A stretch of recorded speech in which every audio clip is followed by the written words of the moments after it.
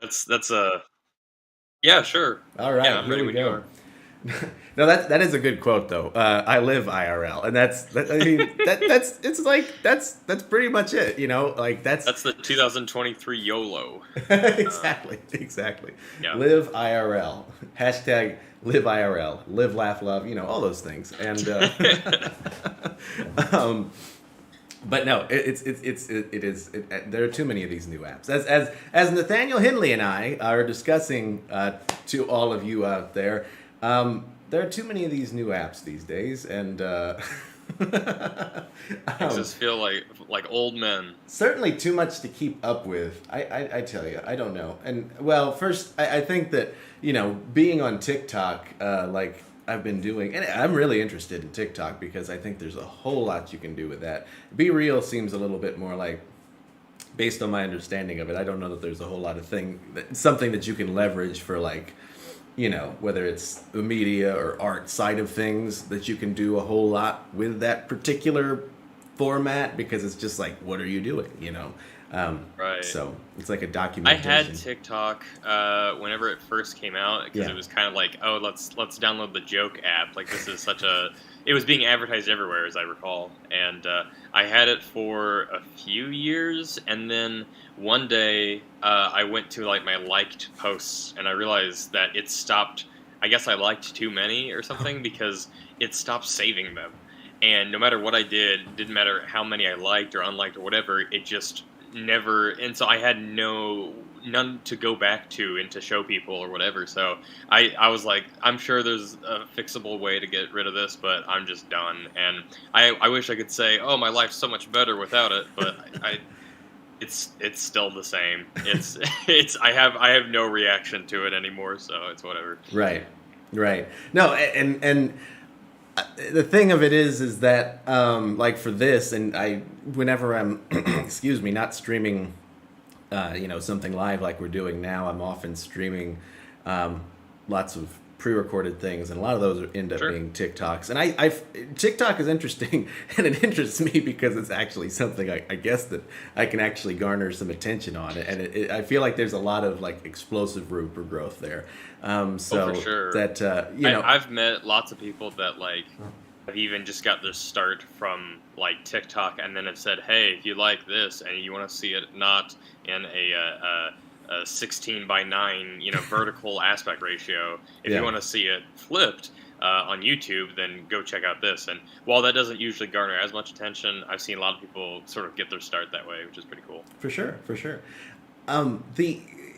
The the interesting thing, and right now I've got us on this stream, like layered vertically, and that was kind of by happenstance. But Oh, the vertical video, yeah, I don't know exactly, because like so I was thinking this year I had some like sort of ambitious, like I was going to go into 2023.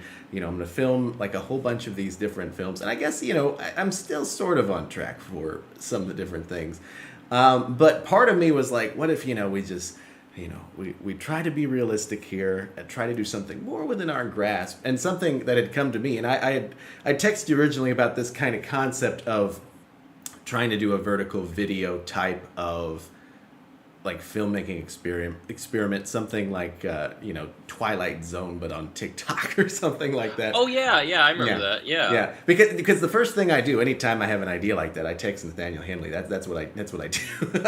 But Well, I'm hoping that that just sort of becomes a law, just across the board, regardless. I want all approved. I want all ideas approved by me, just in general. So he's, no, but yeah, that's pretty cool. Yeah, I definitely recall that, and I even recall mentioning it to my girlfriend, mm-hmm. and I said I was like, "This is, I think, one of your best ideas, Oh, really." I said I was like, because I know she in particular would flood to that, yeah. being able to watch Twilight Zone sort of recapped or summaries, analysis, whatever, on TikTok. Very much sounds like something in her ballpark, and I know if it's in her ballpark, it's in other people's as well. So Sure, sure. The what like basically in the concept of it would just be an anthology, but in that speculative fiction type of zone. Because it's interesting to me the different kind of effects that you can already do baked into a lot of these apps. Recently, I've been working a little bit more with like 360 apps and things, or 360 cameras and things like that, which have really got like an interesting, like, looking in the app, they've got all these like suggestions, like, if you like twirl it around in a circle, it'll create this kind of like, Yeah. and it's like, what? There's a way that you can do it that if you spin it, it'll create this effect of looking as though you're like on like this mini Earth, and most of what's in frame will be like sky. Oh yeah, I've seen that. Yeah. Yeah, and so a lot of this I think is already just going to be novelty for like different TikTokers, I guess that's the word, TikTok influencers, and Yeah. I think that maybe if you did something where and unfortunately you couldn't do a whole lot with like monologue if you were to do like Twilight Zone on TikTok, because you can't walk out and Right. say there's like picture the story of a man on a small tiny planet like drifting in space, Right. because that's Well, that's something half your I've video. noticed is Yeah. something I've noticed is that I really feel like TikTok works as a sort of, if you will, sort of a bathroom app, which is, I would describe as something you pull up while you're on the toilet, I mean, and that sounds silly, but I see like YouTube as like a lunch break app. Yeah. So something that you are like, okay, I've got 15 minutes on my lunch break to, eat this sandwich or whatever. And so you pull up a YouTube video. You don't watch a 15-minute TikTok because they don't go on for that long. And so that's it. That's why, like, I feel like it's especially interesting to see how both of these big corporations are now trying to do what the other one's doing. Yeah. So if you notice, there's YouTube Shorts Right. now, which is YouTube trying to be TikTok, and then I know TikTok has started using some features of YouTube and vice versa. And to me, it's like no, keep them separate in that regard. That way I can watch TikTok on the toilet in peace. Yeah. That's a very crude example, obviously, but that's just the way that I view it as, just Yeah. sort of like a quick, like while I'm on, Yeah. while I'm waiting for, something in line or whatever. It's not something that you dedicate your actual time to that Right. much, at least. Do you know who Marshall McLuhan is? I don't believe so. So he was like this 20th century intellectual, and I guess he's kind of considered the father of like media studies. Let's see, do I have his book? Oh yeah, it's up there, but I'm not gonna get it anyway. So I was gonna say I probably wouldn't be able to read it all in this one. Right, exactly. Session anyways. I'm going to open it up, and no, that is not conducive to the video format, as Marshall McLuhan would point out. And he's, he's kind of influenced me a lot. But he had all these terms of like, the hot mediums that are like you're engaged with it. You're like, it's video. Cool mediums that are like media, I guess, but that are like radio. You can do chores and housework while you're listening to the things like that. Right. And so I really feel as though if Marshall McLuhan were alive today, he would use the terms a bathroom media medium or a lunch break medium. I feel like that's I think great. more specifically, I may just be like the reincarnation of him or something. I think you probably are. Yes, I think so. Well, I did just make the assumption that he's dead. Do we know for certain? I'm pretty confident he's dead. Well, pretty confident. But just a few more of these podcast sessions, and you'll think otherwise. Believe me. Still alive to this day. Still Yes. alive. Yep. If anybody could find a way, I'm sure Marshall McLuhan could. He had a way. Oh, yeah. But yeah. That's awesome. He one of his lectures, I think it was recorded on vinyl record, but I guess is kind of like a test case for his theory about media. It's just like jam packed with all of these like sound effects, and so like he'll say something, and then it'll be there like be a parrot that's like parroting what he said and repeating it, and so I guess that all of this creates like this like 3D underwater or 6D underwater chess kind of like I'm going to reinforce everything I'm going to teach you in this by using this like avant-garde technique of just cramming it full of everything.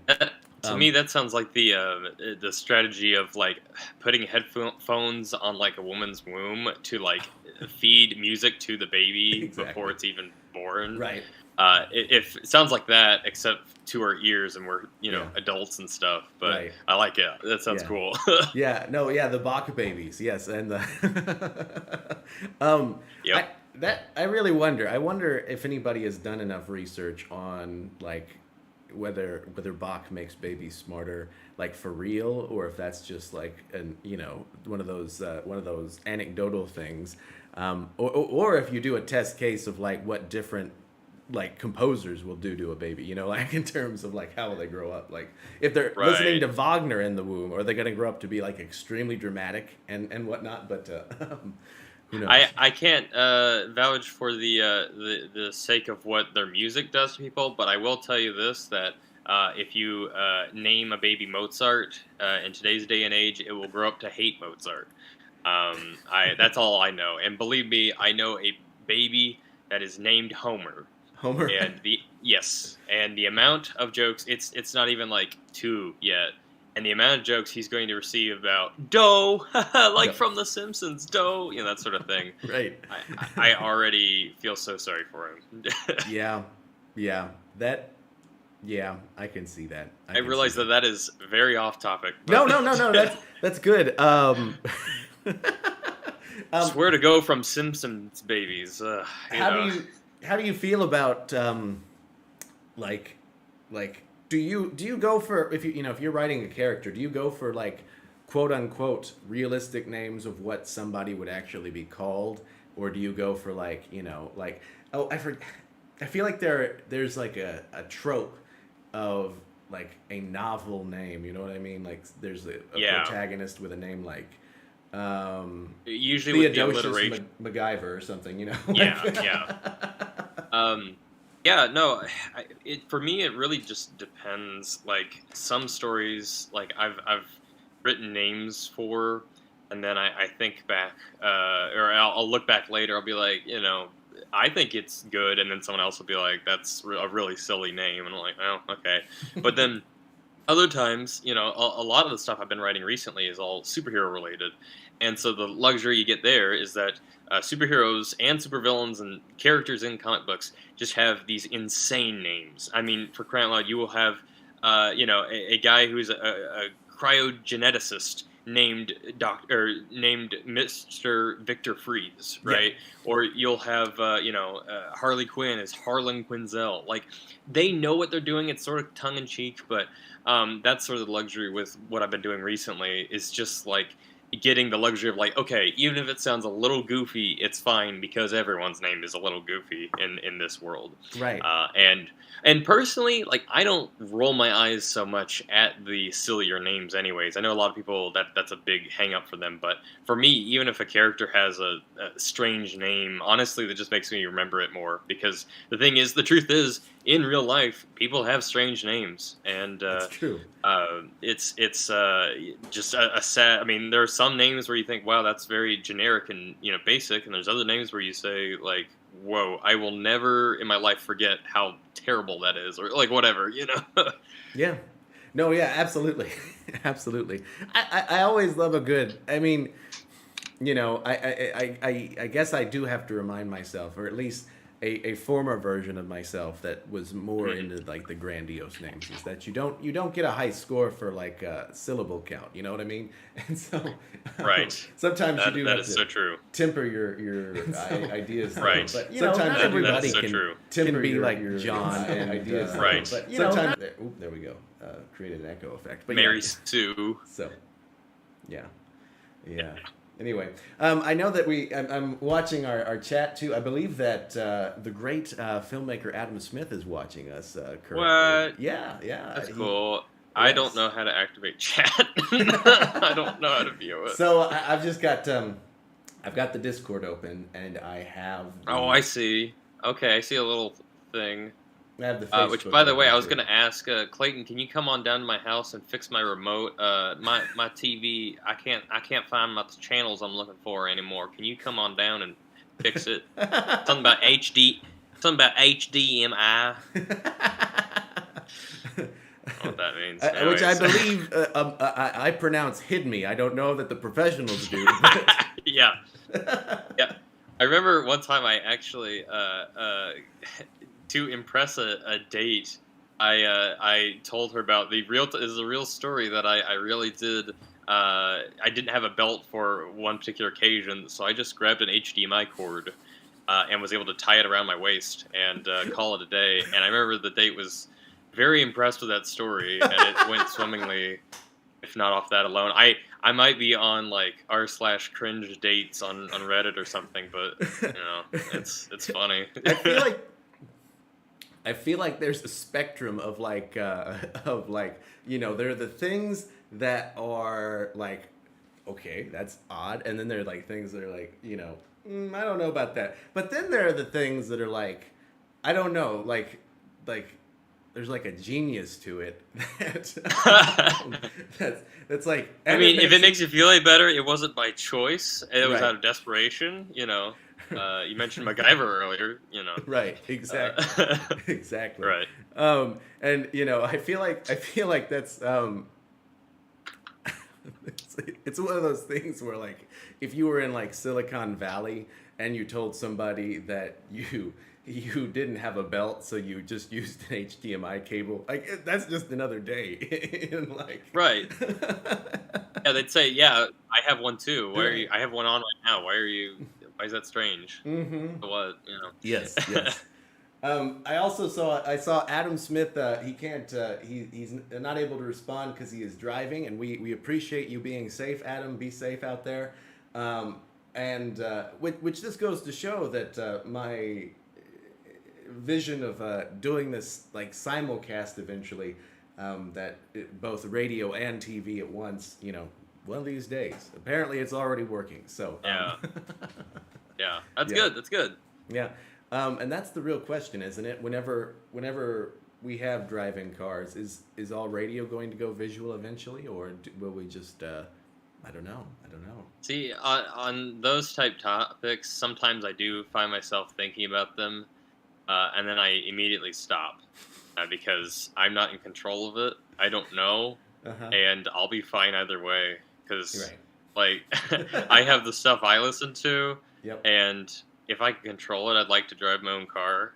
But if it starts driving me around, okay.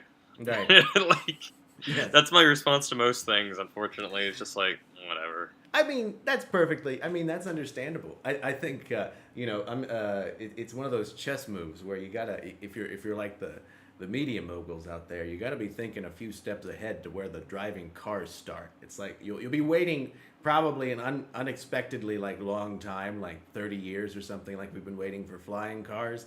But Right. the gotta Yeah. be in place for the day and age. Whenever you can install a TV into somebody's dashboard, and like the transportation department won't flag it for like the fact that if you're just like a manual driving car that's going to get somebody killed. Right. Yeah. Um, By the way, I love that all this was sparked because Adam's driving right now, Exactly. and him driving and listening is enough to be like, all right, let's discuss the actual possibilities of flying around in our cars. right, exactly. As he flies down the interstate. That's funny. And and not to be like too cerebral about it, but like the way. So I'm trying to watch as much as possible about what Oh, of course. the streamers and so forth are doing already. Like, what are the startups that are doing like these sorts of streaming platforms doing? What are their challenges? They're wondering whether linear TV continues to exist at all, and that's kind of what I'm hoping to start here. And so, like the integrated format, the convergent media is really trying to figure that one out is really what I'm after. So I mean, I think that this is both the fact that we're good as radio and that we we are already engaging with our audience. So this experiment is going wonderfully already. I can already I can already see it. I'm glad to be a part of it. Yeah, I've definitely seen sort of the fall, or if you will, as a YouTuber video would call it, the rise and fall of cable and antenna TV. Right.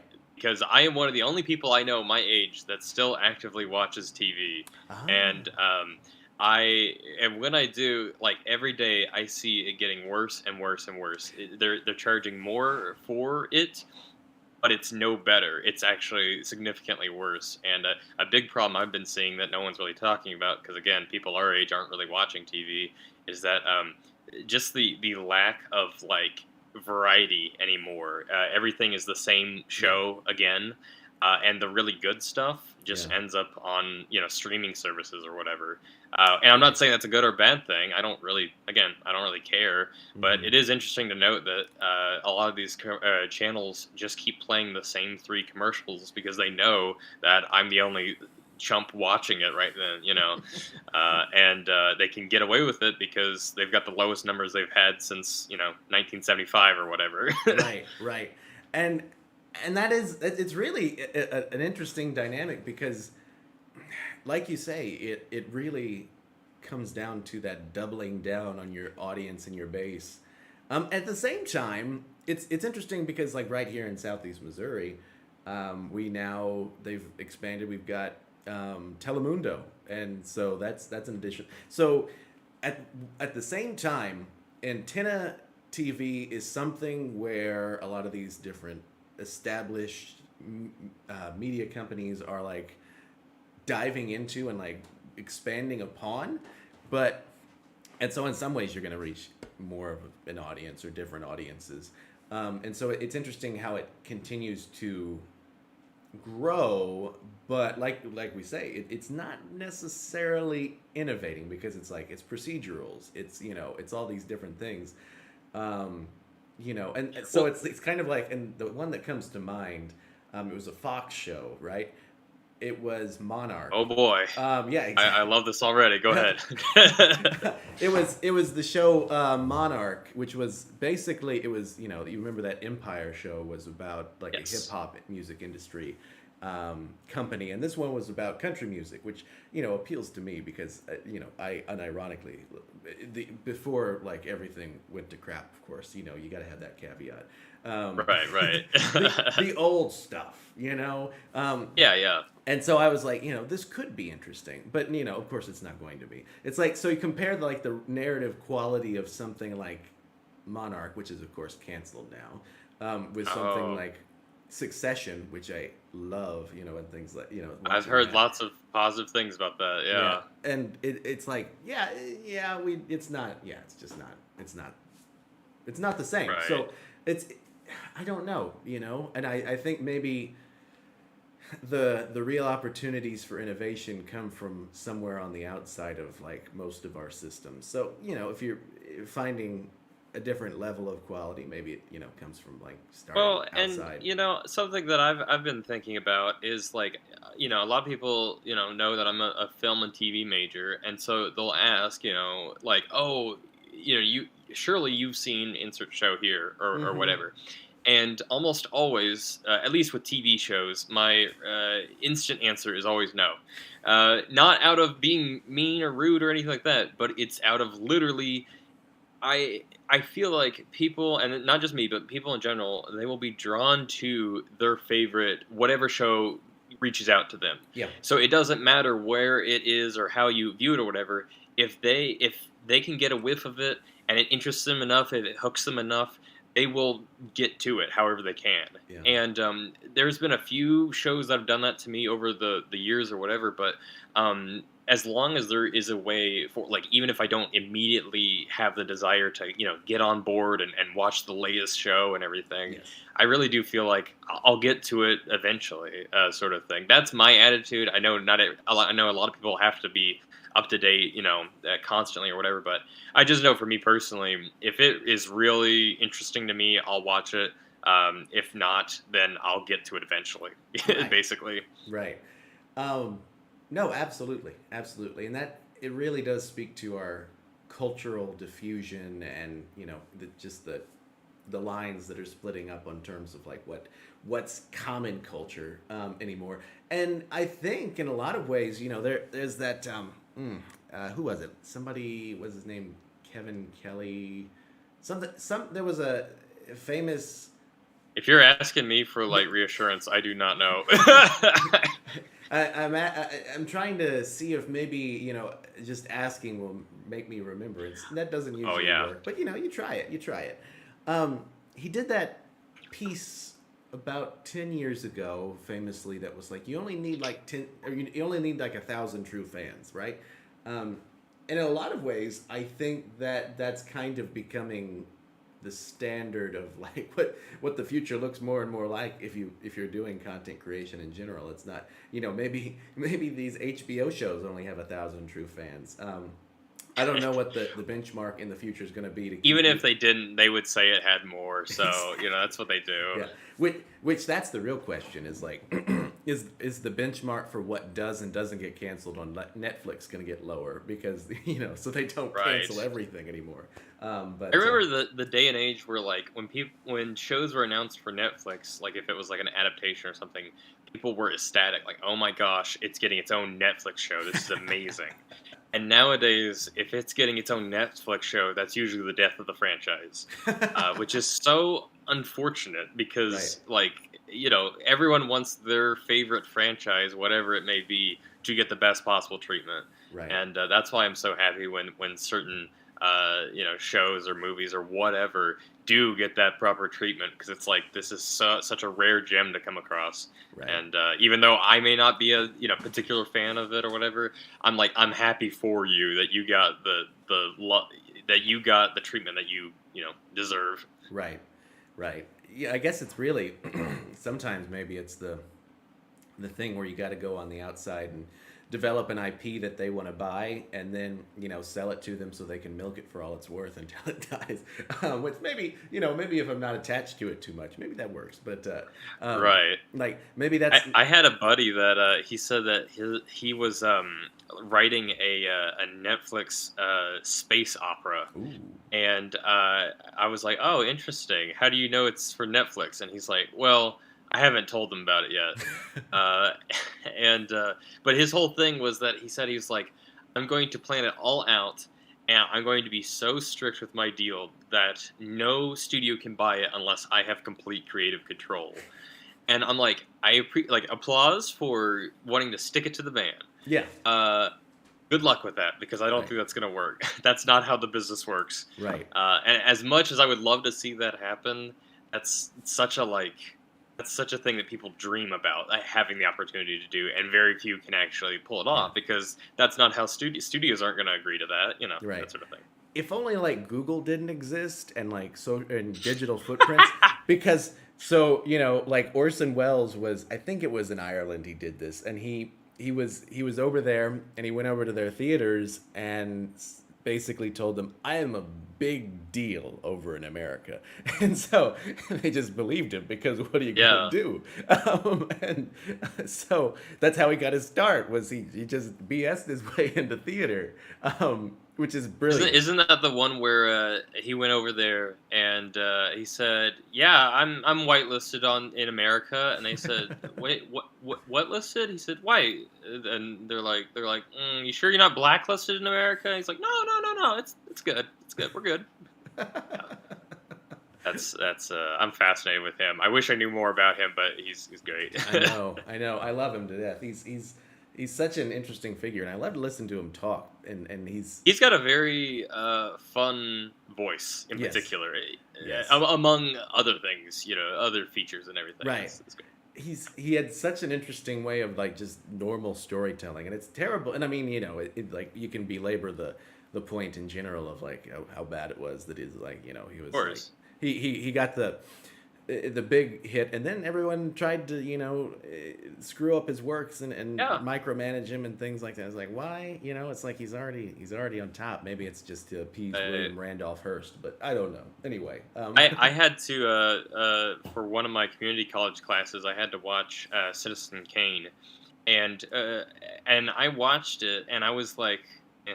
I was like, I get why this was a big deal, but whatever. But also part of the assignment was you had to watch one, you had to buy this specific DVD oh to also watch the DVD, not commentary, but the behind the scenes of how it came to be or whatever. And the behind the scenes was so much more interesting than the movie to me because I was like, I didn't even have to see the movie to really appreciate this behind the scenes. And that's not a slam on Citizen Kane. I get it. I get the appeal of it and everything. yeah But especially when you're being forced to watch it in yeah community college, it just doesn't hit the same as much as like, it's a sunny day. I'm going to go watch Citizen Kane, that right sort of thing. yeah yeah. I know it's a basic thing, but I'm just obsessed with it. I love it. And I guess I need to look for the behind the scenes type thing because I'd love to see that because it's like the total work of art, and Yeah. visually, and it's interesting, it's just like that kind of peak innovation, like driving it forward that much. And I think that um, in a lot of ways we're seeing. I mean, there's just so much innovation in film that it continues to drive forward. Anywhere, everything, everywhere, all at once. That was I feel like we've got these major leaps forward all the time. And I've just been thinking, I turned 24 a couple of weeks ago, and if I'm going to stay on track of modeling and patterning my life after Orson Welles, I've got to get on that major masterpiece because by the time I'm 25, I've got to be working on my Citizen Kane. Otherwise, I'm never going to make a decent movie, right? That's how it goes, right? Well, That's the hey, thing. no, think about it this way. If you go ahead and start working on it, and actually if you go ahead and start shooting it, and you won't have to put on makeup throughout the rest of the movie. You can just shoot it when you're this age, and then 20 years you shoot your older scenes, and then when you're 80 you shoot those scenes. That would be a step above what he could do. Right, No. exactly. Exactly. No. Well, so Yeah. whenever you mentioned like the total work of art thing, I think you may be slightly impressed, hopefully impressed here to know that there is a word that the Germans use called Gesaften. I forget how to say it. Gesaftenmukt. It's very strange. It's a very long word. But it basically translates in English to synthesis of art. Yes. And I've always like really been drawn to that word in particular because I love the idea of like there's no limit to what I put out or whatever. Right. What you're seeing is exactly what I wanted put out there, and it's not like, oops, that was a little mistake I left in or whatever. You've polished it enough, you refined it enough, if possible, to get it to a point to where it can be exactly what you want, and that's something that I think, regardless of your medium or whatever, you should definitely strive for. Is that Gesaftemut? Yes, exactly. No, and I know that as well, and I think you've done a better job pronouncing than I have ever have, and so I appreciate that. Well, I've also never met anyone that knew about the word, so Yes. I feel a little dumber. No, just kidding. I've I'm done. disappointed. I had this, Crap. Just kidding. I'm not done. I'm back. I had this thing I was going to show off, and now I can't. I mean, I've been there. And Yeah.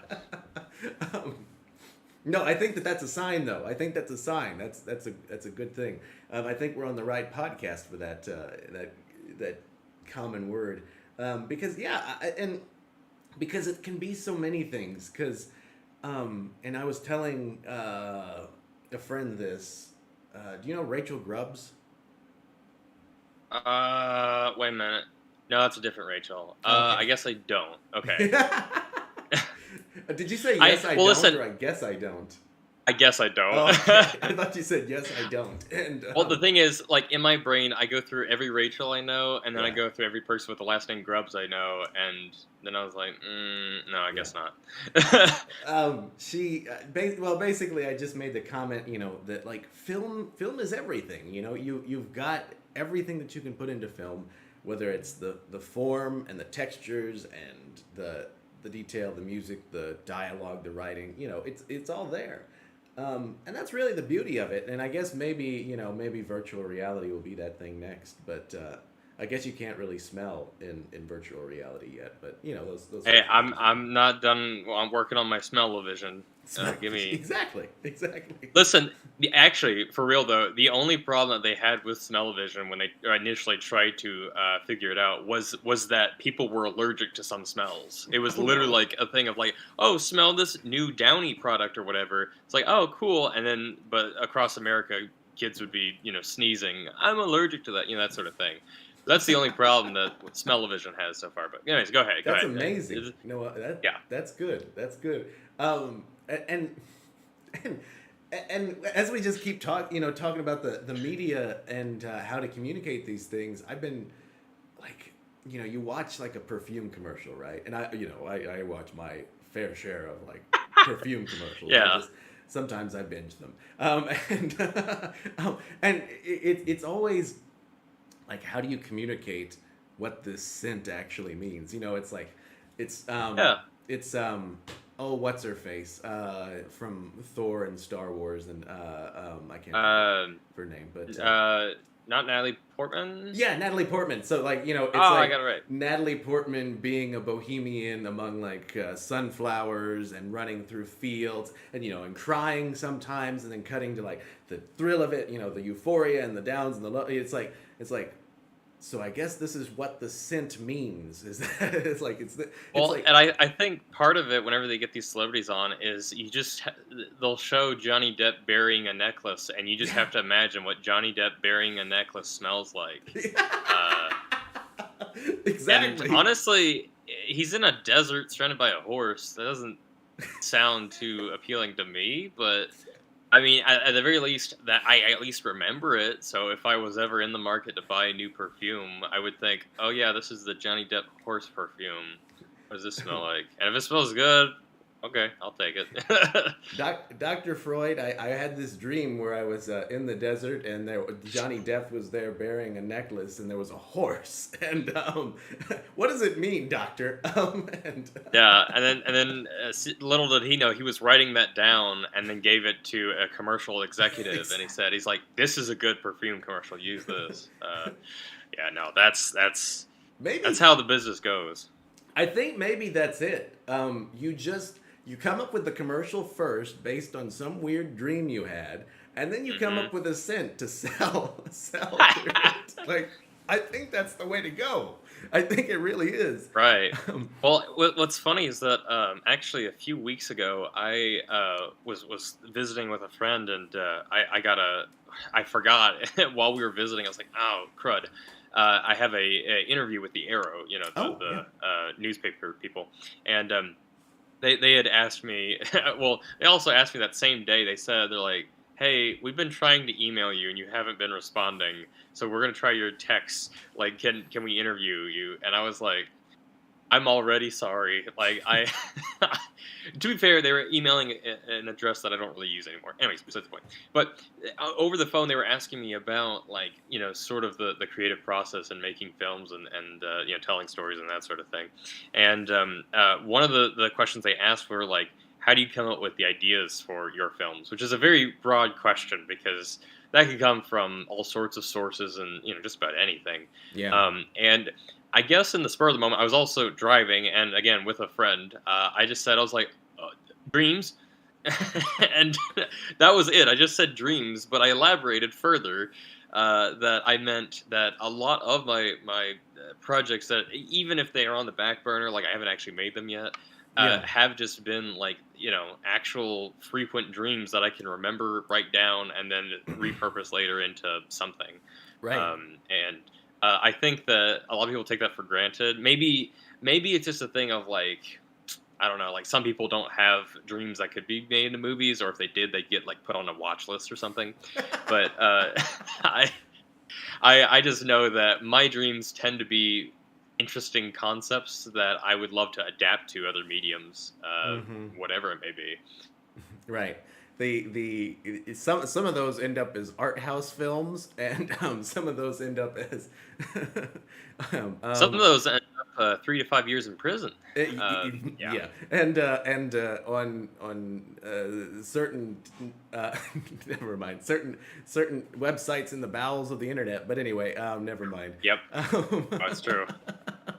um, so no, I think no, yeah, absolutely, absolutely. And the thing about it is that, like, for you to do a commercial about a scent, it's kind of like, how do you capture synesthesia, like how, or and have synesthesia for the non-synesthete, which I mean, I imagine, I don't, and recently I was thinking of trying to do a short film um, based on, and I like the amateur of amateurs on piano, but I was going to try to do something at like the piano, and um, every key would be like, it would be chromesthesia, so it would be like switching between the colors based on, the sound, and try to capture and imagine what it must be like to have that kind of association between these sorts of things. um, and how would I do that? Would I try to, like, either color grade or like layer it with maybe um, like some water dye and make it, transparent, and try to film through that.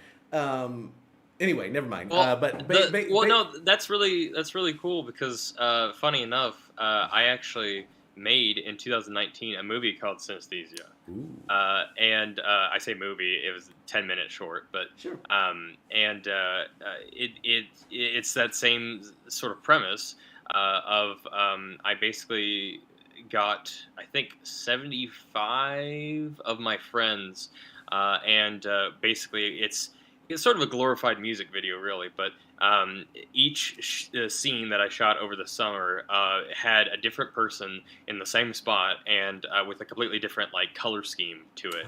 Oh. And each I made sure to film each scene and each location with specific things in the background, and basically make a whole, like, a diorama for pretty much every scene. So every one that you look at is something completely different than the previous one, but more specifically, it's something that I associate with that person. So albeit the colors or the imagery, or whatever. And that was an actual. I thought it was so funny that you brought that up, because that's an actual thing Right. that you can view. And it really Yeah. does exist in the world. I don't know what else to say about it. I like that idea though. That's a compelling thing, and to Yeah, try to capture those sorts of things. It's, I really like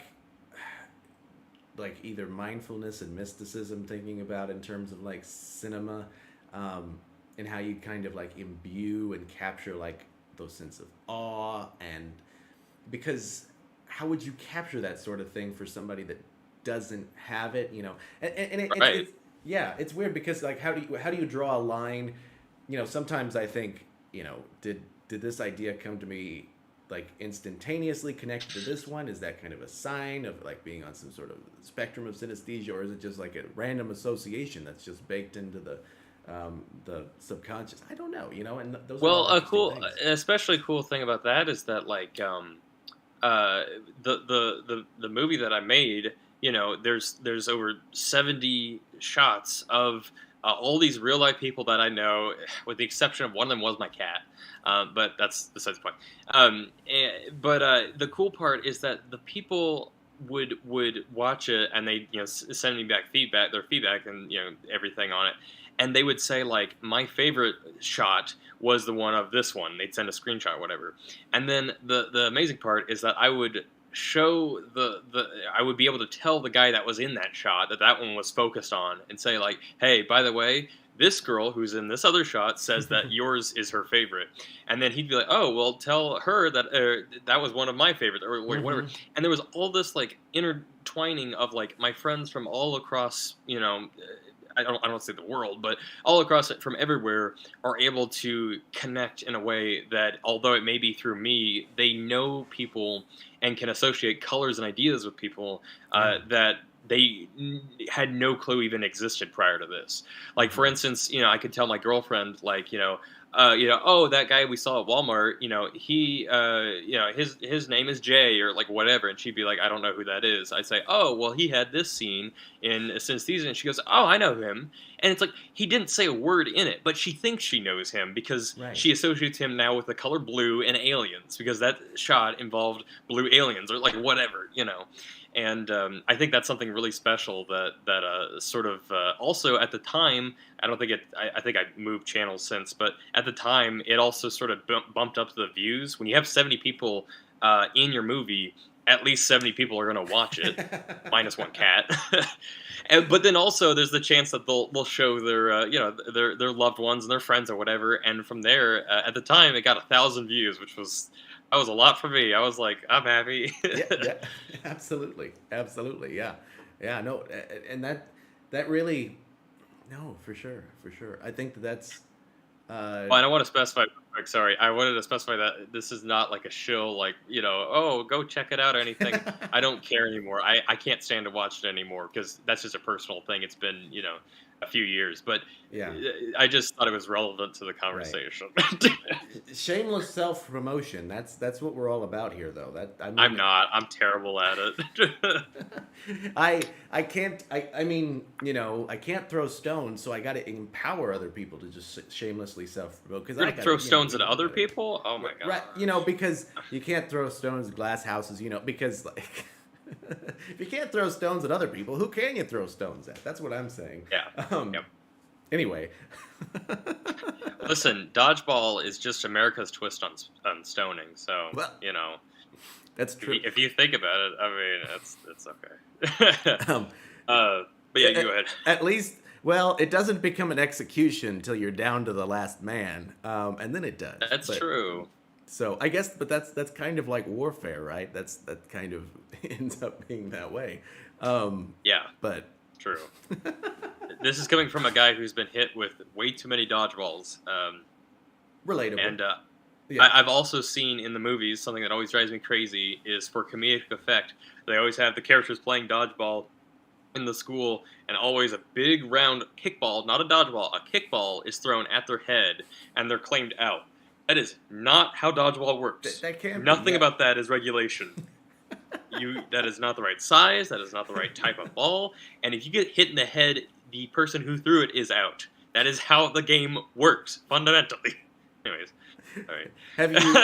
Have you found the appropriate email at which to contact whoever was in charge of directing and I've been producing it? sending messages to Doug the dodgeball champion at gmail.com for years, and I'm starting to think it's not a real domain. Um, but that's neither here nor there. I'll try again a little later today. That's Right, okay. exactly, exactly.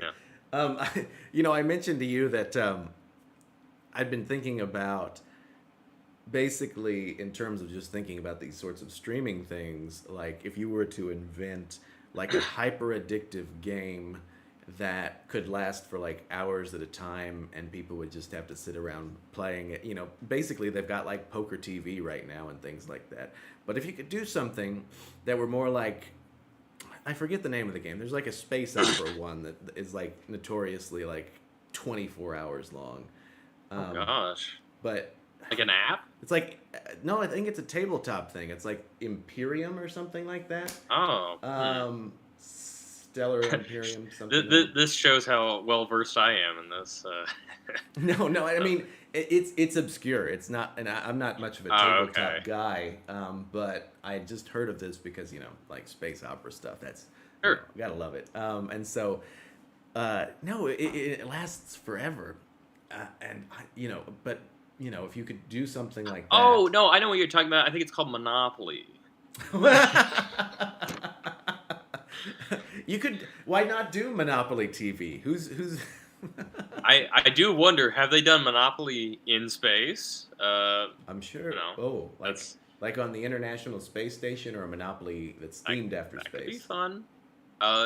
It depends on which form you're playing, Oh which yeah. group you're playing with, really. Yes. Mm-hmm. Right. No, absolutely. Absolutely. Well, I've been. I mean, I I would love to dive my toes into the world of like game making someday, Mm-hmm. and I've certainly made like board games and small simple games before, but I just know that like I don't know. I feel like I'm just now getting to a point where I'm comfortable with making like animations, and it's taken me so long to get to this point that it's like if I dive my toes into game making, it's going to be a whole new world to get into or whatever. And but I had the inspiration a few years ago. Again, tracing back to earlier, I had a dream about a sort of, if you could imagine, Minecraft meets Legend of Zelda, and it's more specifically the 2D top-down Zeldas Hmm. that everyone loves so much, and the big thing about it would be it being multiplayer. And as soon as I woke up, I'm so happy that I did this, and it's so good. I'll send you pictures later for reference. Um, as soon as I woke up, I immediately started sketching out ideas of what I remember from my dream because I Yeah. knew that in minutes time I would forget it. And I drew up some very basic sketches, and I started developing some ideas for it. And it's still on the back burner. I would still love to get to it someday, but I really do think it's a good idea for a game. And I have some game making buddies that I showed it to, and they said like, we would love to help with this if you're ready to go forth with it or whatever. And I was like, well, right now I'm just in the I literally dreamt it up last night stage. But after I get out of that, then I would love to make it more of a reality, and Right. so. Yeah. But yeah, like when you have the inspiration for that type of thing, regardless of the game or whatever, if it's a good game, it will be addictive. And if you try to make it addictive, I feel like that kind of takes away some of the genuineness of it. And I'm not trying to insult your idea or No. anything yet, No. but like it's just like a good game will transcend Right. all of that. I feel like. Right, and I think it's hard because it's like, and no, I do believe in like, of course, like doing things purely for the sake of like this is a great idea as opposed to like shameless marketing. But there is a certain amount. I mean, there's the duality, and I feel I'm constantly torn between the soulless marketer in me and the soulful artist, and we'll see who wins. But so no, and that's good. And for those sorts of things, like where you wake up and like, oh, I want to make a game now. I wish that there was like a specific like 2 or 3 hours each day that like whatever my latest thing is that I could just set aside some time to be like, I'm gonna like focus on this for the next little bit. And sometimes I Right. do, leading to like other things to be thrown off for a while, which isn't great. But That's how it basically goes. like containing those sorts of things to where like I have time to explore these wild and these things on the outside of it. And like I had I'd had this idea of and I've been talking to you as well about this this movie that I would like to make, in the not in the nearest future, but in the future. I would like it to be my Citizen Kane movie, the one that I make Uh, at 25. in your lifetime, Yeah, yeah, yeah, in my lifetime will do, but yeah, in the near future would be great. Um, yeah. it's the, and just in short, it's the, it, I guess I can, I guess it's, I feel like it's over I reported. feel like you have to spoil it if Yeah. because it's something I've actually been thinking of. Is sort of why you decide whether or not to spoil that. Uh, Something I've been thinking about is like how much I personally enjoy like getting to work on something, especially if I've been really cooking up for a while, and not release like 1,000 teasers or give it away or whatever. I really do believe that there is an art to just being like, hey, boom, dropped. Here's the whole thing Right. in its entirety. There's no trailer. Like maybe you announce, hey, I'm going to be dropping this like a few days prior or something like that. But for the most Yeah. part, this is it, and it feels more of a like. I guess more of a surprise and a pleasant sort of thing to. I mean, if for instance, if it's a video, it's showing up in your sub box or whatever. I think there's something really special about not having it marked on the calendar for months ahead if you're, expecting it. Right. Right. Um, it's sort of like getting a. It's sort of like not expecting a birthday present, but then you get a huge crazy one or something like that. You Sure. know, it's nice. Yeah, for sure, for sure. I think that that's a good way to split it. No, I had been thinking, and I feel as though like somebody's. I mean, so I mean, I don't think of myself as a generally cynical person, but the reason why, in general, I don't worry too much about people stealing ideas, and I won't give away the specifics of the film idea, but maybe some of the game ideas, because hey, who knows? Somebody might want to come develop it with me. Sure. Um, uh, it's the interdimensional whodunit thing, and so that's my the one I want to like to do. And and I think if Adam's still listening, I've told him about it. And Jacob Smith, I saw your comment as well that marketing minor and relating to the duality. That yeah, it's it's a whole thing. And we're glad to have you here too. Thanks for watching. It's like, so part of that ploy of like how I would go about, because I've got this grand vision, of course, of what the movie would be.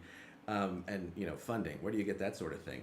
So my thought is, why not make it into a sort of game first that can become like this magnet? Basically, try and do.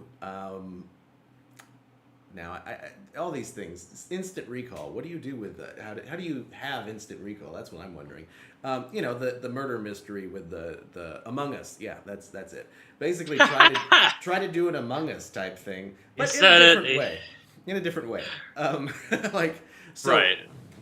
So, so it's like an interdimensional whodunit. Basically, with that concept, you can go all kinds of places. Right now, of course, I've been experimenting a lot with Midjourney in terms of image generation. My thought is, if you could do something like this, have a bunch of the basic concepts and models for. And maybe even like recruit actors that you would want to use in this sort of film, and maybe I will do that. I've got several pictures already, so it'd kind of be matching actors to faces I already have for these sorts of things. But if you had a bunch of information that you could use to model actors, and for these sorts of image generations, create that sort of database, right? And then create Sure. your own image generating system. So if this game were played in Discord, you could hook it up to a language model AI, right? And you could hook it up to an image generating AI. At least I assume that's how it works. I'm learning as I go. I was gonna say I'm not the guy to ask for the technical aspect of it. Right. You have then some presets, like have the sort of murder mystery follow these sorts of things in general, have the suspects be these sorts of people in general, and make it into AI internet powered multimedia clue.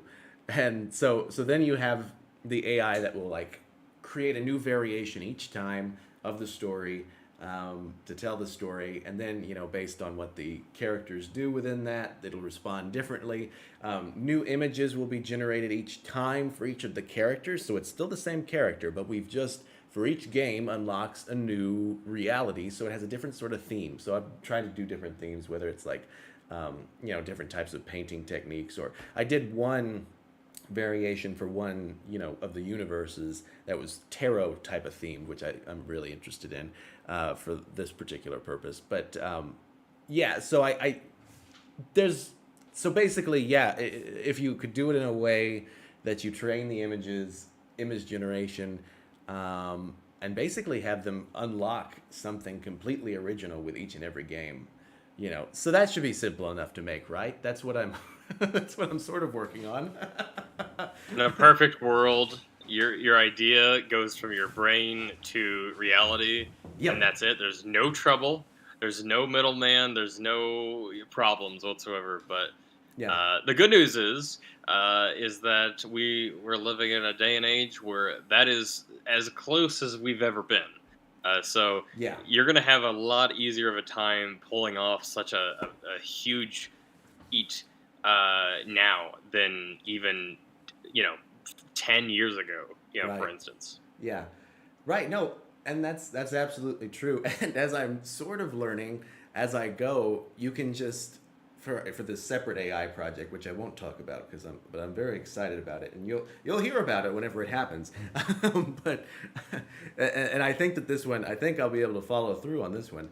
But the you can go on Fiverr and find some guy that lives on the other side of the planet, and he'll be able to do it for you for $100 or so. And, Sure. but I'm sure this will cost more. So we shall see. We'll Well, see. and the cool thing is that like you can even I know there are some movies out there for whatever reason. If you ever heard of the movie Gemini Man, Yes. which yes is an Ang Lee movie. I think it's Ang Lee. Yeah. And they wrote it and were planning on making it. I think in like 2002 or something. But they wanted to use CGI technology to de-age. I believe it was Tom Cruise at the time, Mm-hmm. which is already a joke because Tom Cruise has not aged in 50 years. Besides the point. Yep. But they wanted to de-age their main actor and then have him fight their current actor, Yeah. and they like postponed it because they said our technology just isn't good enough yet. And then I think it was like 2019 or 18 something like Yeah. that. They eventually did do it with Will Smith, and the movie bombed hard. Not because of that, but Right. a number of other reasons. I think the reason it bombed was because it's a movie written in 2002. It doesn't quite translate the same to nowadays. But regardless, I appreciate lots about that movie, but in particular, I appreciate the fact that they had the restraint to say, let's focus on just observing and studying like sort of what we can do with the new technology. Right. And so by the time it got to the point where they said, okay, I think we're ready, we've been trying to figure out, crack that code on how to make this the best looking product we can. And I think even if you do ever get detoured from working on it in the moment, just being able to take notes and say like, okay, this is how we're improving. This is how, in general, things are getting better. Could be really worth it, as opposed to nothing's worse than putting out a product and then a few months later it already looks outdated, for instance. Right. Which is something that a lot of movies from like the 2000s suffer from, at least with CGI. I Yeah. think. Oh no, for sure, for sure. And I think that there's a lot to it where the things that you're like able to say afterwards. I made this like last night, overnight. Like I didn't sleep. I just started making this thing and now it's done. I think that there's a lot where you can just credit that to things bubbling up in the background, developing a lot in the background, because there's a lot of that because like there was a kind of, it's like a weird western play that I'd written in November, and I'd had elements to it that I'd been developing, and then it comes together all at once. It starts pouring out of you, and that's always the best thing. Whenever you got something you can put on the back burner long enough that it can just flow out, and that's amazing. That it usually comes in written form and not much else, because other crafts don't come as like simple and easy. Sometimes they do, maybe like video editing, Well, maybe. right. Well, without giving away too much on my end, I recently came across a doodle, a drawing that I did, I guess at work, or Yeah. oops. But I came across something that I just had the idea for, and I guess it must have been like a few months ago, and then this past week I sort of discovered it again, and I started thinking about it, and it over the course of like 2 or 3 days, I kept thinking, because what it was an idea for a murder mystery, and let's just say of a particular comic book character that I'm now synonymous with, apparently. But anyways, I was really thinking on that, and it took me on being on a long drive home to my house for like an hour and a half or so, to really just think to myself. And in the course of that 1 hour and a half, just me driving in the dark, or it's nighttime, just going home safely, but still very much in thought, Yeah. that I sort of cracked the code, and I was able to connect all these pieces that were, I felt like they were ideas, but they weren't really drawn together just yet.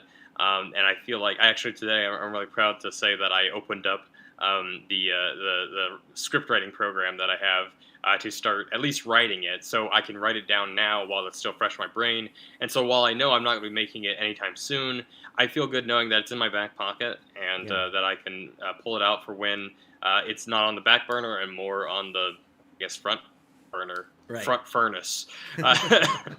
Yeah, no, exactly. No, absolutely, absolutely. And just like last night, I'd written a new scene in the interdimensional whodunit, and yeah, these things just kind of come at once, and I. It's one of those amazing things where the aha moments, they just bubble up, and then they happen. And there's a few different models for like creativity, but there's the one that basically just works to incorporate that. Find some time away from the problem, and I guess when you've got multiple different ideas and projects, that you can it creates this whole like So go to a overlapping. different project. Yeah, exactly. You move to a different project, and then eventually the other one comes back around, and you're back to it, and there it is, and then you go for it. So I don't know. There's just, it really is a fascinating thing. Sure. I don't know. It's I wish that. So I mean, of course, we all wish that it was more. No, it's I wish that. I guess that's we gotta. Well, deal and I just think that as long as you're not in a position where you are like, if you're writing on your own time, even if that is your job, like if you're in a position where you can write like not so much, I've got to get this done by the end of the day, sort of thing. And if you're like, actively thinking about it, and then, here's an idea for the first scene or whatever, and then you jot it down in some form or fashion, I feel like that's a lot more of a natural and not only less stressful way to do it, but also I think sometimes it'll be a better product. Now, I say that with the prefacing that I have been in a situation where I have had to write out a script due by the end of the day, sort of thing. Yeah. And much to my surprise, a few times when that's happened, they've actually been like selected for like, this is amazing work. We would like to enter this into a contest. I'm like, I wrote this in like 10 seconds. Like, this is what, but the stuff I really try for doesn't get, the accolades or whatever. Right. That classic debacle. It still cracks me up that I had a college class where it was just video basics, or no, multimedia basics, and all it was just like make a 3 to 4 minute video to music, no words, that's it, sort of thing. Mm-hmm. And I had been procrastinating on it over and over and over, and finally the weekend came when it was due, and so I just shot it. It was just me and my girlfriend. We just shot it, and I was editing it that night, and I looked over to her and I was like, this is crap. Like, this is like, no, it's not her fault or anything, but I was like, on my end, this is not my best work, sort of thing. And but I still finished it and submitted it, and the teacher was so impressed that she asked if she could submit it, and I was like, sure. And a little did I know later that it would win third place out of some Missouri media contest or whatever. And whenever they told me that I had won that, I said, what is that? And I kind of had to remember, oh, wait, that thing I made like a year ago? Like, I had to remember the name of it and everything. But, I mean, I don't know. It's just like, it's weird which ideas stick and which ones don't, basically. Yeah. It really is. It really is. No, that's amazing. And I don't know. There's like, I guess there's the applied force that sometimes you need, or that the process wants, and there's really just a dichotomy of things, because for the longest time I've avoided like basically trying to be too much by the books in terms of like, because I studied journalism instead of film, and only took a few film classes to get enough of it. And I was like, maybe this makes me like avant-garde, because that's the way I thought, in times past. I can't be contained to one subject. Okay. Well, it was kind of like, maybe this is like, if I don't learn the rules, I can't be limited, by, I guess, but that's what one thinks anyway. I don't care about the rule of thirds. Yeah. I don't know any of the rules. Yeah, no, that's. I mean, it's not bad logic, really. I've seen it work. I wish it was Yeah. joking, but it really is something to that. I think. The thing that sticks with me as far as like I feel as though, it's good to learn, the basics of a lot of these things in order to play around with them. The number one thing I think maybe that like I was listening to, and she didn't go to our school, but listening to somebody I'd met when I was visiting St. Louis, and I guess that she was from the South or somewhere down there, and she'd mentioned a film friend that had taken it. And she was like, "The being on set is so daunting. You've got to love what you do." And I guess that's all true, I guess. But I feel as though there's a lot to it where if you don't really know what you're getting yourself into in terms of then maybe you have an advantage as far as like you're getting yourself into a world of trouble, but you don't know it yet, and that's what keeps you going. So Well, my dad, when he was in college, he went through. I think he said like he was doing like 2 years of some particular field, and then he was about to graduate, and then he called it and moved on to something else. Did 2 more years of that, and said, one more, and then he eventually found his degree that he's had ever since. But he still kicks himself about that type of stuff because it's like I could have spared myself so much more, grief and money, yeah, and all that. But I mean, the good news is, at least for my sake, I feel like I've always at least assumed that it was going to be in the film world, at least since fourth grade. Which my funny thing about that is like in fourth grade, I sort of decided like I think this is sort of where I want to go more towards. But prior to that, I wanted to be a mime. So I don't know what exactly happened to make me transition from mime to filmmaker, but ultimately, I think I made the better call. Because I think if I was a mime, I just have myself on mute right now, I think. it would be harder to interview you, that's for sure. Yeah, I'd be recreating everything of like my journey and everything, through hand motions. Starting a series of interviewing people that don't talk. Next, I'm going to Buckingham Palace to talk to the guards. Yes, I was gonna say that's a great there's your podcast there idea. You go. You just interview mimes. Yeah, exactly. I think that film will be easier for you to break into than mime business will be. That's just Oh, really? Oh, interesting. Join Spark TV for the latest in groundbreaking studies on filmmaking. Yeah, no, that's good. No, maybe I need to add that because, and I will. I guess I'll mention partly the AI project that I have been working on as of this week has been basically something that will be a trends aggregator that will tell us things that matter to creatives. Whether it's job markets or geography as far as hubs that are popping up, and so. Part of that, maybe I need to include the mime market. What's going on? That's true, dude. They are so left out. They really are. Like, nobody talks about what's going on with the mimes. Not even the mime company. They really don't have too much to say. You want to talk about Silent Majority? Man. Anyways, but yeah, no, it's. I gotta say, I don't think I've ever heard anyone say, I really need to tap into the mime market and see what all that holds. The demand for mimes right now is just so huge. See, the sad part is though, like back in the day, mimes were like a legitimate source of entertainment on the streets and everything. Nowadays, if you want legitimate entertainment, you just see some crackhead on the streets or some crazy person on TikTok. There are clowns everywhere on the internet. They take more forms than mimes, and believe me, they do not shut up. Quite the opposite. It's fantastic. I have a lot to say about mimes. Let's put it that way.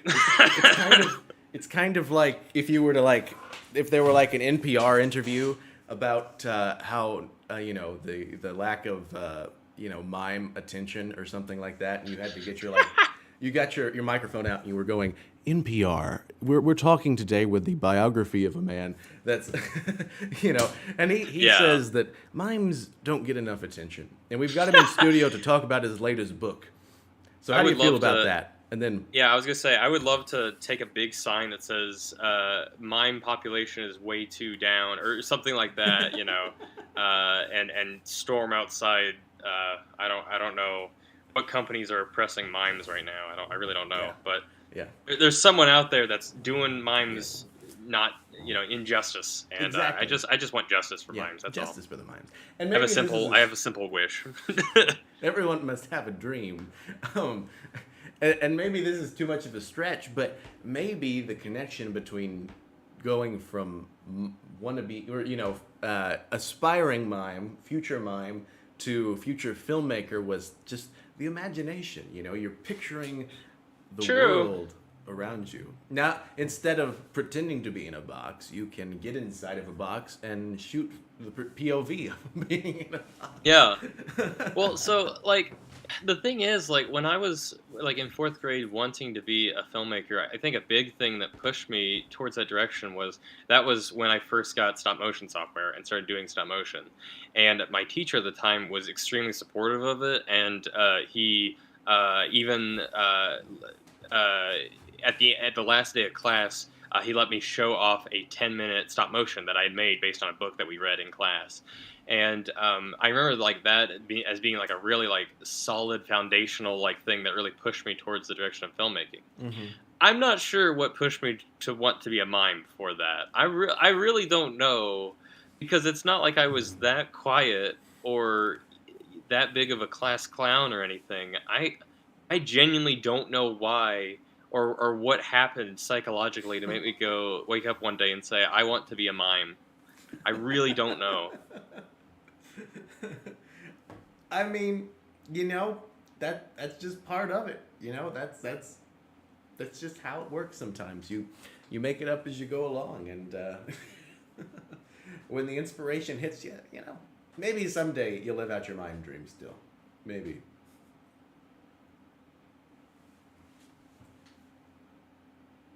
See, I'm getting good at miming. See, you fell for that. I was wondering, is my audio dropped and you? Oh, it did. I would have been a great mime, but they didn't accept me at clown school. It's true. That's okay. That's great. I can't believe that worked. I saw the fear in your eyes. You're like, oh no. I saw the fear in your eyes. You're like, oh no. I saw the fear in your eyes. You're like, oh no.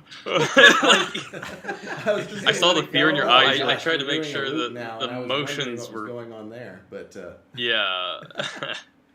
Well, and then watch in a few minutes it'll happen for real, and I'll actually be like, wait, can you not hear me for real this time? Oh man, this is good. Yeah. This is good. Yeah. Fun. The miming business, and I think it's gonna come back in a big way. We'll see. But, yeah. Like I say, there's enough clowns as is, but that's true. Yeah. Well, this does give me inspiration. I may have to continue with the TikTok Twilight Zone thing now. We're gonna have to see. We'll have to see about that. That may be the way to go. For sure. But in terms of trying to not overdo it, I suppose, in terms of having too many goals that some of them get crowded out. That may be a manageable one. No budget. 1 minute long. Maybe that's going to make it even harder to edit and shoot. But it might be an idea. But I'll say this much: although I'm not as much of a I'm just not as well versed in Twilight Zone. It fascinates me, but I've never really sat down and watched it.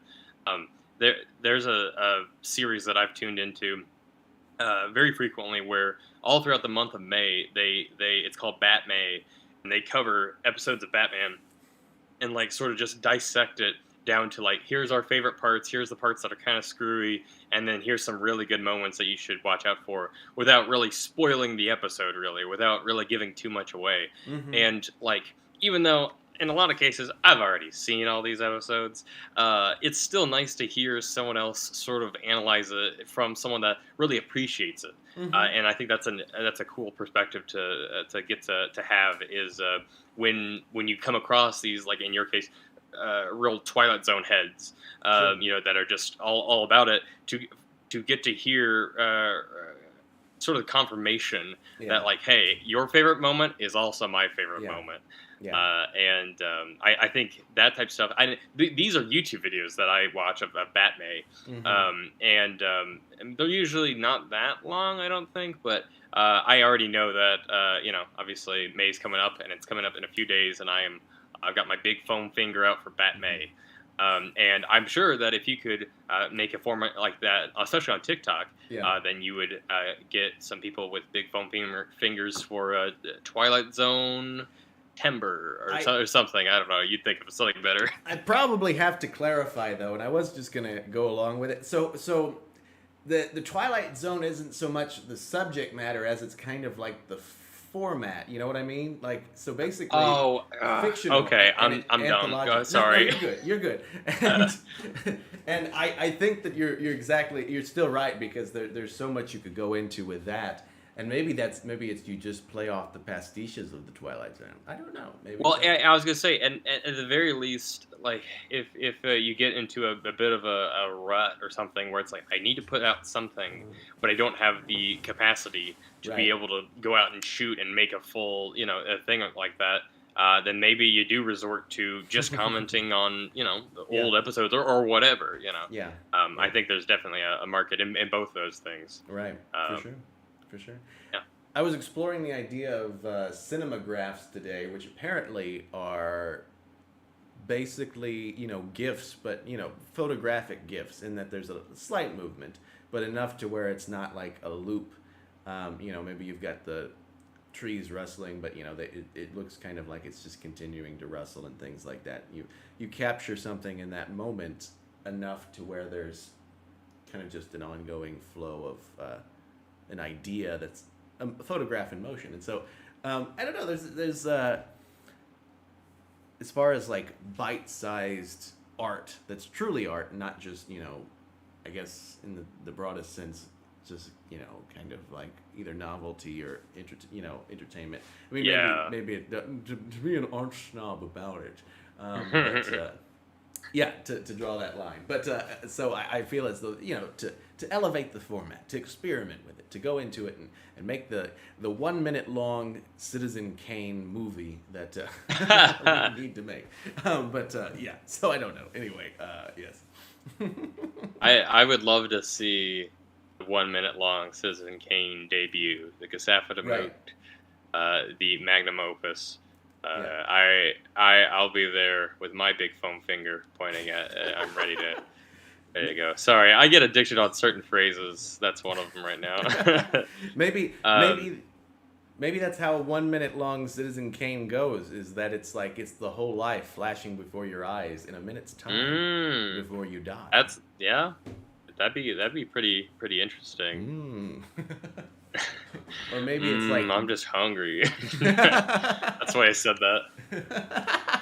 Maybe it's B movie, but every time Citizen Kane, they mention Charlie Foster Kane, it speeds up. Anyway, I don't know, but I had to. I feel my like I'm 23, but I feel like I'm older more and more quickly, I guess, because I'm already having to ask other people what other memes mean. Like I'll get waves of memes after like months after they're long since passed, and I'll like show someone it, and they just respond with, "That's really old. Like, how did you just find this?" And like there's even been times where I've had to ask like, what does this mean? And they're like, "I shut up, Grandpa," that sort of thing. And I think a lot of that, although it really is sort of that, like you said, the sort of art snob in me just doesn't want to accept this, although very valid form of entertainment. You can find whatever you want funny in my mind. Like to me, it just doesn't like stick with me like real entertainment or real comedies or whatever do. Right. I just don't find myself quoting memes every day. I'm not much of a memester, That's true. if you We will. we do live in a highly memed world, in that it's a highly referential world. You know what I mean? It's kind of Hmm. like, here's what this is. It's like that thing that I saw on the one thing. You know what I mean? And so, anyway, Well, and something I've realized is I think I used to kind of like memes, but now I'm very much over them. yeah. And I think part of it is I think I value more like of the inside jokes less between people of the internet and more between like actual friends and stuff.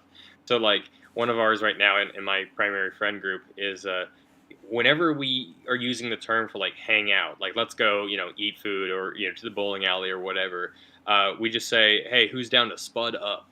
I don't know where the phrase "spud up" came from, Mm-hmm. but it we've been spud upping a lot, and I've been saying the phrase "spud up" a lot because it's very addictive, and but more specifically, it feels like an exclusive thing that it's like this is funny to us and anyone like yourself who's now let in on the spudding, Mm-hmm. sort of thing, and to me that's more valuable than like I don't know the latest meme or whatever. To me, it's more valuable to be able to personally make someone laugh as opposed to like put something out for Twitter to find or whatever.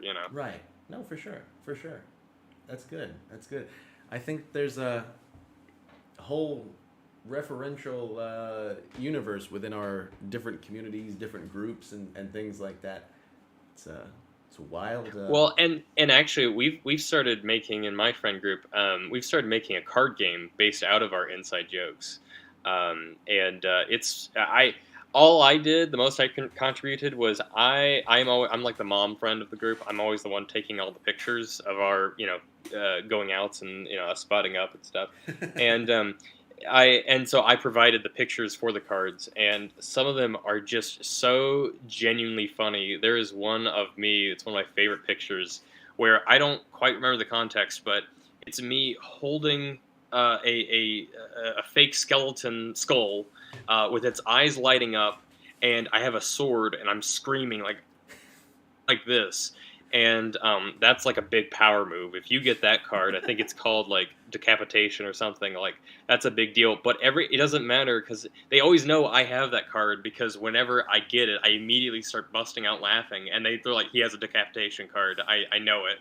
That sort of thing. So it kind of Yeah. definition of poker face. But again, that's something that like creatively you can apply to your things, and given this card game would not be funny to anyone but our small group of Sure. friends, but I mean we're having the biggest time not only making the cards but also balancing the game and all that type of stuff, and it's a blast. Yeah, for sure, for sure. And I think that speaks to trying to craft a community, which I think that, and that's the shameless marketer, I guess, in me again, is trying Ah, to yes. look at the science of how you put together people and what they generate these different meanings for different things, and how that works, and whether it works, and to what degree. But I don't know. I don't know. There's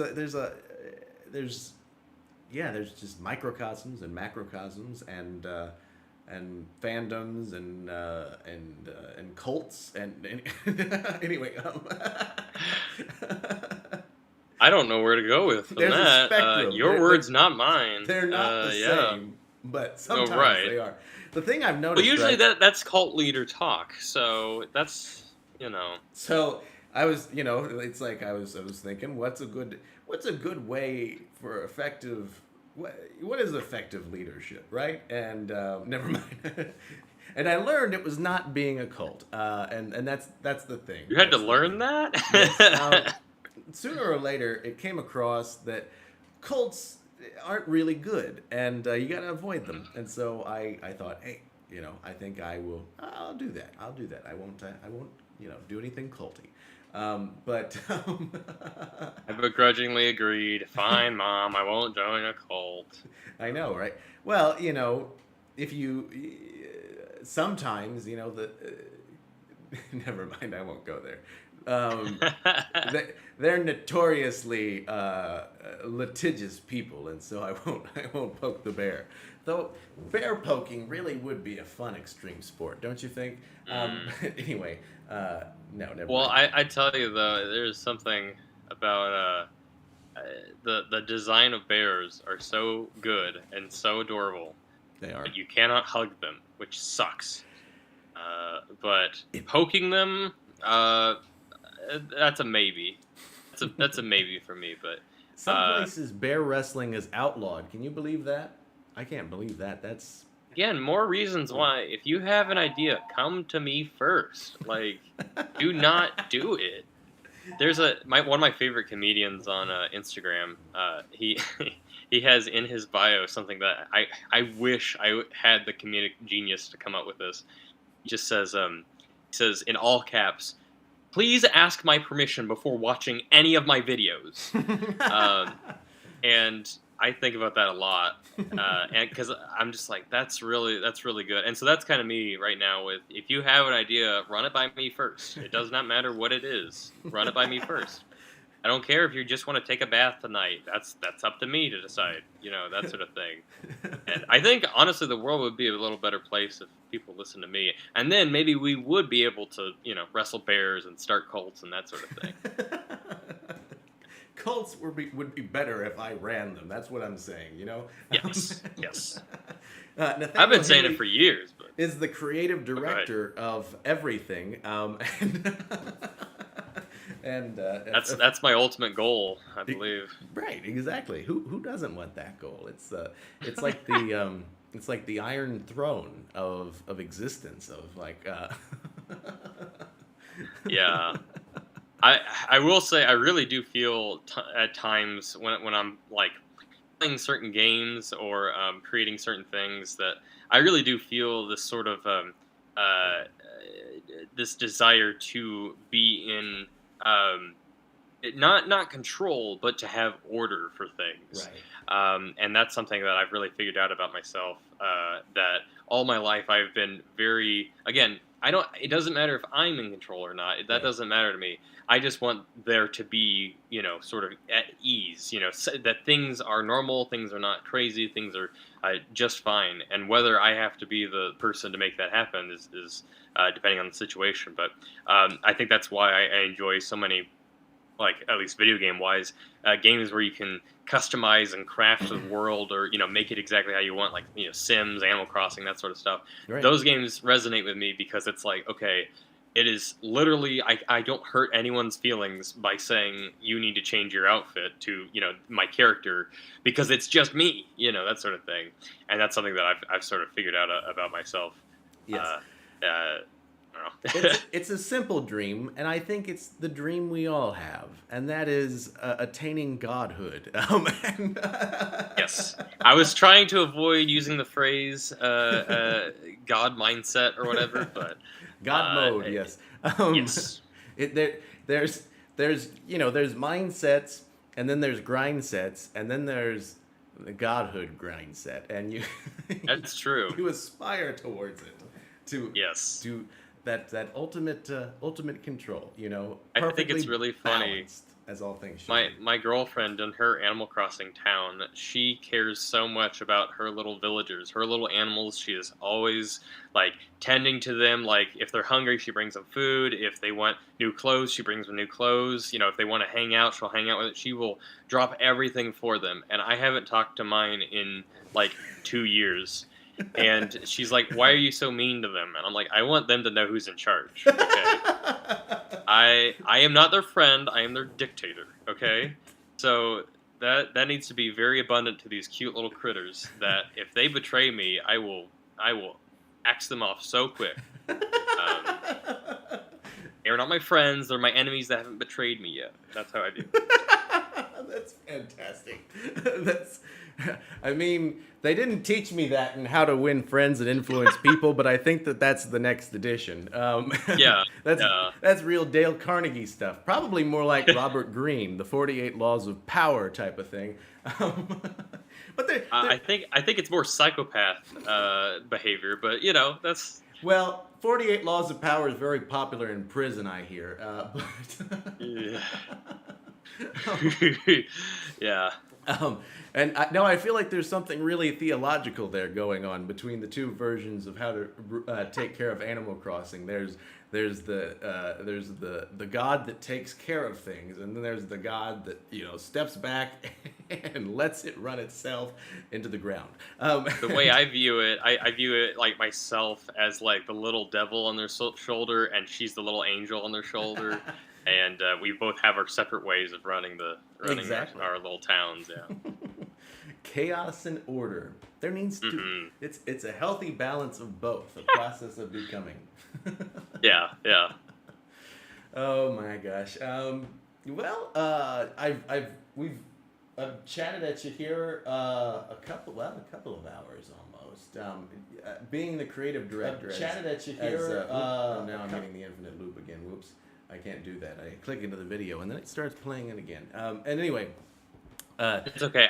As the creative director of everything, I approve that. That's fine. Okay. Yeah. The infinite loop, yeah. Would you like Just to call don't it get then? stuck in one. Oh, yeah. Oh yeah. Yeah, it's fine with me. Okay. Whatever you think Yeah, sounds good. no, I just I didn't want to end up too abruptly. We will have, I don't know that we've got perhaps a few followers still with us, but we are at 8:30. We have Rachel and Elizabeth Harness who will be joining us to talk about their radio play. I missed that medium. That's a great medium that I haven't dabbled in a while. But Hey, as long as you haven't missed that meeting, that's what matters, I think. no, yeah. Yeah. Okay. Yeah. No, the meeting's still coming up. The meeting's still around the corner. Yeah. They'll be joining in here. I mean, technically, I guess you could stick around if you so desired, but that's. I'm being honest. This whole time, I made the terrible mistake. I have a sugar cookie like right off screen, and I've been eyeing it this whole time. And I don't know if you can see the drool in my mouth, but I'm so ready for a big old bite of this sugar cookie. You don't even know, dude. It's too pixelated. I can't see any drool at all. Yeah. Well, yeah. I've been having to suck it back up. I've been having to hang in there, but I'm ready for this cookie. That's so. great. All right. Yeah. In that case, we're going to go ahead and start a countdown. Nathaniel Henley, thank you so much for being here. We appreciate your time. It's been a blast. Yes. Call me anytime you want to talk about anything, especially if it regards Legos or stop motion or Batman or mimes. Sounds great. Yeah, no, the mime thing. We have to follow up on that and see what's I was gonna say the mime reports. I want a status report on that. In-field reporting on the mimes. All right, we will talk to you later then. All right, bye. Take care. You too.